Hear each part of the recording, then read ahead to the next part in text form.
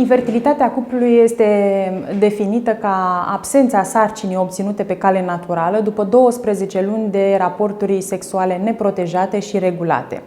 În ultimele 2 decade, progresul în medicina reproductivă ne-a făcut să înțelegem și mai bine infertilitatea de cauză masculină, în trecut cutuma fiind că femeia este singura responsabilă de infertilitatea cuplului. Astăzi știm că undeva la 40-50% dintre cuplurile care nu pot să procreeze pe cale naturală sunt din cauza unui factor masculin.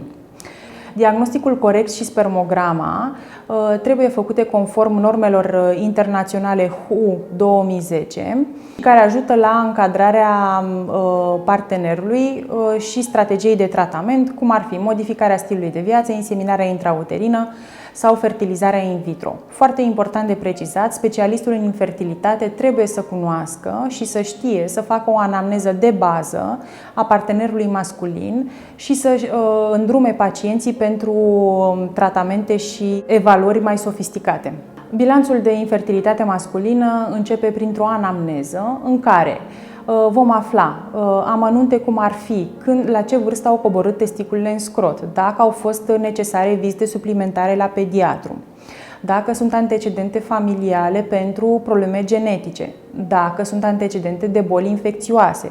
Aici vorbim și subliniem infecția cu virusul urlian, pe românește oreion, dacă oreionul a fost înainte de pubertate sau după pubertate, în ce mediu de lucru lucrează pacientul, dacă este expus la căldură, dacă este expus la produși chimici, cum ar fi lacuri, solvenți, acetone, vopseluri sau chiar radiații. Ce tip de medicamente utilizează? Știm foarte bine că antihipertensivele duc la o disfuncție erectilă, prin urmare o viață sexuală deficitară.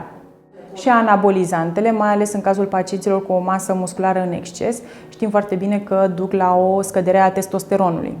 Examenul clinic va consta în evaluarea testiculelor, atât prin poziția lor, dimensiunea lor, consistența lor, evaluarea epididimului, canalelor deferente, plexului pampiniform și, bineînțeles, evaluarea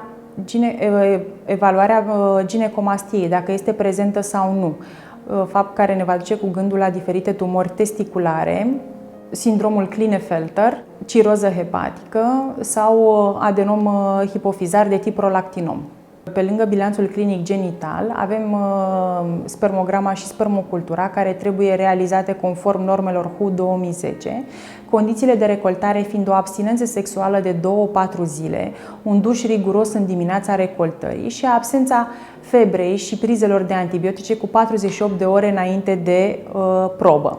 Știm foarte bine că dacă există modificări ale valorilor spermogramei, aceasta se va repeta la 3 luni de la prima evaluare, deoarece spermatogeneza durează 72 de zile. Prin urmare, nu este necesară repetarea probei de spermogramă mai devreme.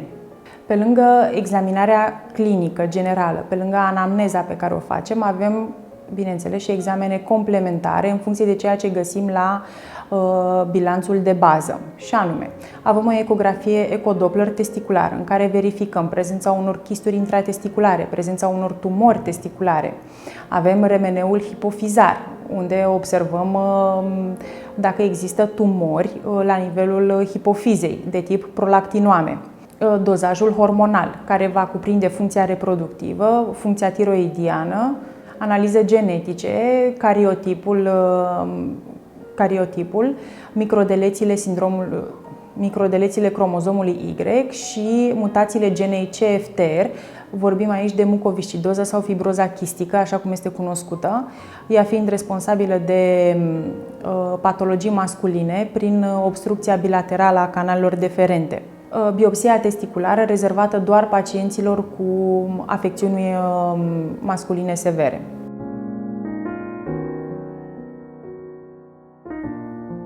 Cauzele și tratamentul infertilității masculine poate fi împărțit în trei categorii. Avem cauzele pretesticulare, unde vorbim de modificări hipotalamo-hipofizare cu dozaje hormonale anormale, vorbim de sindromul Kallmann.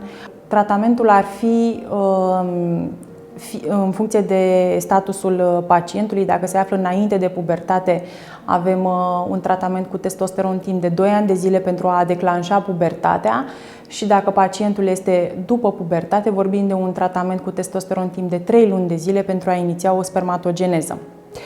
Dacă găsim spermatozoizi după tratamentul cu testosteron, putem vorbi de o sarcină obținută printr-un tratament de fertilizare in vitro cu injecția intracitoplasmatică a spermatozoidului în ovocit. Cauzele testiculare sunt date de distrucția parenchimului testicular apărute în urma unor infecții, apărute în urma unor traumatisme, apărute în urma unor tumori testiculare. Prin urmare, putem vorbi de o funcție spermatică normală inițial, dar diminuată ulterior în urma acestor patologii. Tratamentul, bineînțeles, este rezervat fertilizarea in vitro cu injecția intracitoplasmatică de spermatozoid în ovocit. Și mai avem cauzele post-testiculare prin obstrucția căilor ejaculatorii, aceasta fiind în cazul fibrozei chistice sau mucoviscidozei, așa cum spuneam, obstrucția canalelor deferente bilateral, varicocel, intervenții chirurgicale la nivelul căilor ejaculatorii.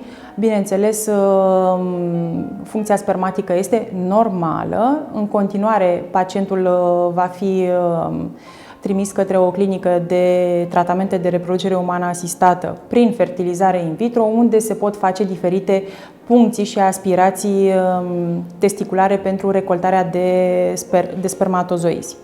Pe lângă aceste cauze pretesticulare, testiculare și posttesticulare, mai avem disfuncții ejaculatorii. Aici vorbim de ejacularea retrogradă în cazul pacienților cu diabet zaharat sau disfuncții erectile în funcție de alte boli de bază ale pacientului.